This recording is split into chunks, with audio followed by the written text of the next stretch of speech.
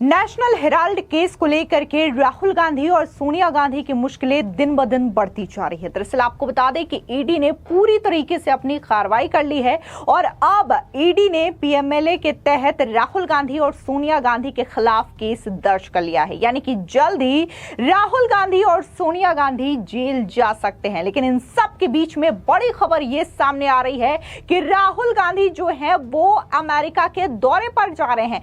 ऐसे में सवाल ये खड़ा हो रहा है कि नेशनल हेराल्ड केस को लेकर के ईडी इतनी बड़ी कार्रवाई कर रही है। मामला जो है राहुल गांधी और सोनिया गांधी की गिरफ्तारी तक पहुंच चुका है। देश भर में जनता का भारी आक्रोश देखने को मिल रहा है, जो राहुल गांधी के पोस्टर्स तक जला रहे हैं, राहुल गांधी और सोनिया गांधी के खिलाफ नारेबाजी कर रहे हैं।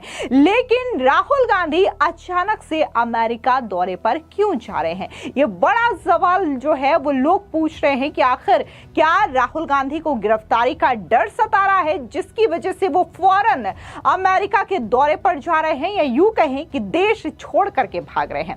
दरअसल आपको बता दें कि कांग्रेस नेता पवन खेड़ा ने गुरुवार को खुद इस बात की जानकारी दी है कि राहुल गांधी 21 और 22 अप्रैल को अमेरिका की यात्रा करेंगे।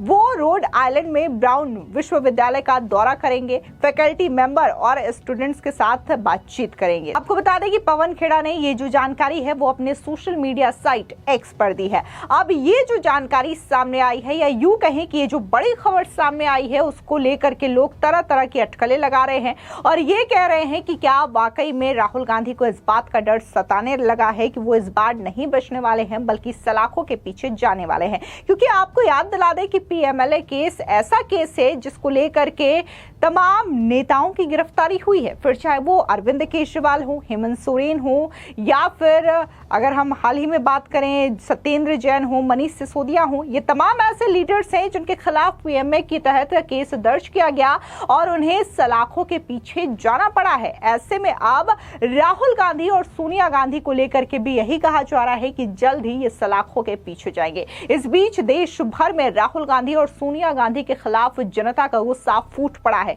सीधे तौर पर कानपुर हो या फिर पटना हो या फिर देश के अलग अलग हिस्से हो, लोग जो है वो राहुल गांधी और सोनिया गांधी के खिलाफ नारेबाजी कर रहे हैं, उनके खिलाफ पोस्टर्स जला रहे हैं, उनके पुतले फूंक रहे हैं। और इस बात का जो अंदाजा है उनके गुस्से को देख करके लगाया जा सकता है कि कैसे राहुल गांधी और सोनिया गांधी के खिलाफ लोगों का गुस्सा पूरी तरीके से फूट पड़ा है। दरअसल आपको बता दें कि सोनिया गांधी और राहुल गांधी के खिलाफ शिकायत पीएमएलए की धारा 44 और 45 के तहत की गई है। धारा 45 मनी लॉन्ड्रिंग के मामलों में जमानत को बहुत सख्त बताती है, यानी जमानत मिलना मुश्किल हो सकता है। यही धारा अरविंद केजरीवाल, हेमंत सोरेन, मनीष सिसोदिया, सत्येंद्र जैन और के कविता समेत कई नेताओं पर लगी थी, जिसने उनका जेल से बाहर निकलना मुश्किल कर दिया था। बता दें, बात अगर हम अरविंद केजरीवाल की करें तो अरविंद केजरीवाल को भी दिल्ली शराब घोटाले में 21 मार्च 2024 को मनी लॉन्ड्रिंग मामले में गिरफ्तार किया गया था। ईडी ने दावा किया कि केजरीवाल ने शराब लाइसेंस के बदले रिश्वत ली और उसे आम आदमी पार्टी के चुनावी अभियान में लगाया गया।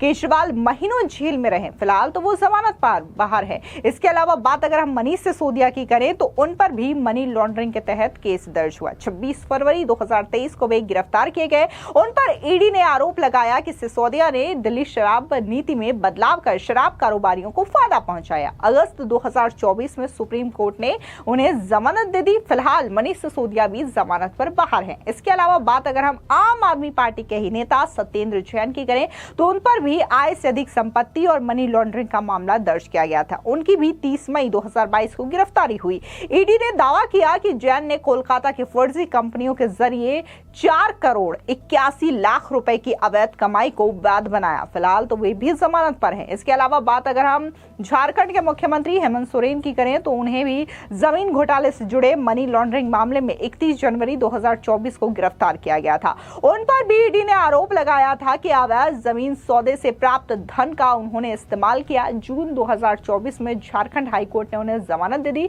फिलहाल वो भी जमानत पर हैं।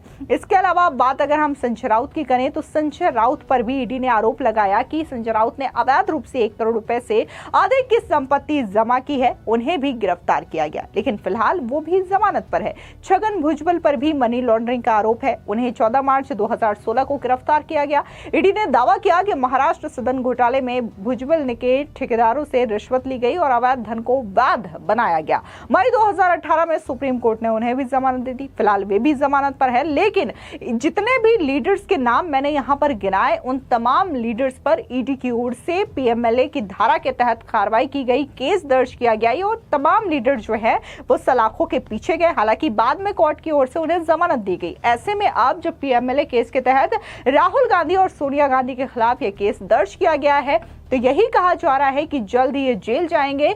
अब ऐसे में जो देश भर में तमाम लोग प्रदर्शन कर रहे हैं, उनकी भी एक तस्वीरें आप देख लीजिए कि आखिर इन लोगों का क्या कहना है और क्यों ये लोग सड़कों पर उतरे हैं राहुल गांधी और सोनिया गांधी के खिलाफ।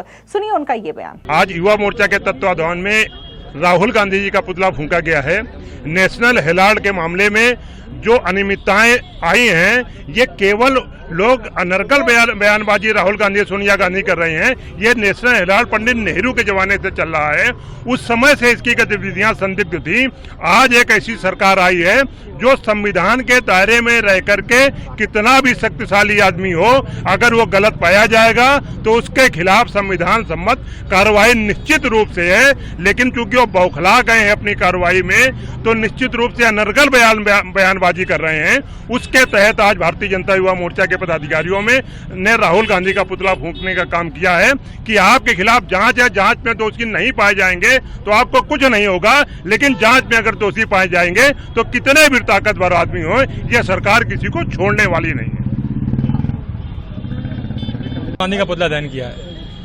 जिस तरीके से लगातार रॉबर्ट वाड्रा के द्वारा कांग्रेस सरकार में भ्रष्टाचार किया गया, उसके बाद लगातार ऐसे बयान दिए जा रहे हैं जैसे भ्रष्टाचारी वो नहीं हो, भारतीय जनता पार्टी के नेता लोग हों, लगातार अपने आप को बचाने का प्रयास कर रहे हैं। बचाने के प्रयास में बौखला गए हैं। जिस तरीके से लगातार हमारे प्रधानमंत्री पे जिस तरीके से बयान दे रहे हैं, उस बौखलाहट को साफ साफ दिखाई दे रहा है कि भ्रष्टाचारी थे। उसी भ्रष्टाचार का विरोध करते हुए भारतीय जनता युवा मोर्चा ने कानपुर में यहाँ पर नवीन मार्केट कार्यालय सामने पुतला दहन किया है। जिस प्रकार से हेराल्ड न्यूज़पेपर का पैसा लगभग 2000 करोड़ रुपया यंग इंडियन एक संस्था के माध्यम से उसको हड़प लिया गया। यंग इंडियन संस्था में आपको ज्ञात हो कि लगभग बहुत बड़ा share stakeholder Sonia Gandhi और राहुल गांधी हैं। लगभग 2000 रुपए का गबन इन्होंने किया।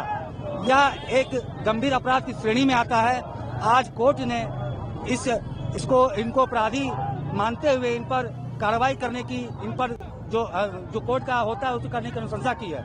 लेकिन दूसरी तरफ विडम्बना यह है कि राहुल गांधी सोनिया गांधी इसको स्वीकार करते हुए कोर्ट के जाने के बजाय आकर भारत के सरकार का, भारत के कोर्ट का बहिष्कार कर रहे हैं, विरोध कर रहे हैं। उसके कार्यकर्ता कोर्ट का और सरकार का विरोध बहिष्कार कर रहे हैं। यह कहीं से उचित नहीं है। आज उन्हीं के लिए विरोध प्रदर्शन में उनके एमपी के इस्तीफा हेतु उनके विरोध प्रदर्शन में आज हम लोग ये मार्च निकाले हैं। भारतेंदु मिश्रा, युवा मोर्चा प्रदेश अध्यक्ष।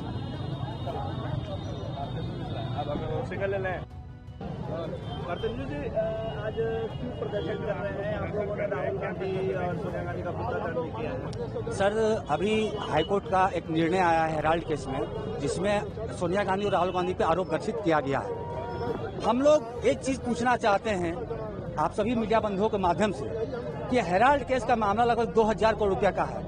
हेराल्ड का पैसा यंग इंडियन संस्था का गठित करके, जिसका major share stakeholder Sonia Gandhi Rahul Gandhi है, पूरी तरह गबन कर लिया गया।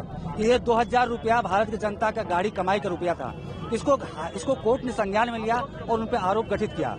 अब उनको कोर्ट में जाकर इसका जवाब देना चाहिए। इसके बजाय वो और उनके कार्यकर्ता सड़क पे आकर इस कोर्ट का विरोध कर रहे हैं, भारत के संविधान का विरोध कर रहे हैं, भारत की सरकार का विरोध कर रहे हैं, बजाय कोर्ट में जाने का। ट्रेन भी रोक रहे हैं। जी बिल्कुल, ये कहीं से भी उचित नहीं है। अगर भ्रष्टाचार किया गया तो भारत के संविधान भ्रष्टाचार के लिए जेल की सलाखें तय करती है, न किस तरह का आंदोलन तय करती है। जांच एजेंसियों का दुरुपयोग किया जा रहा है। यह केस 2014 के पहले का है। आपको पता है 2014 के पहले उनकी ही सरकार थी, उनके ही समय में यह आरोप गठित हुआ था।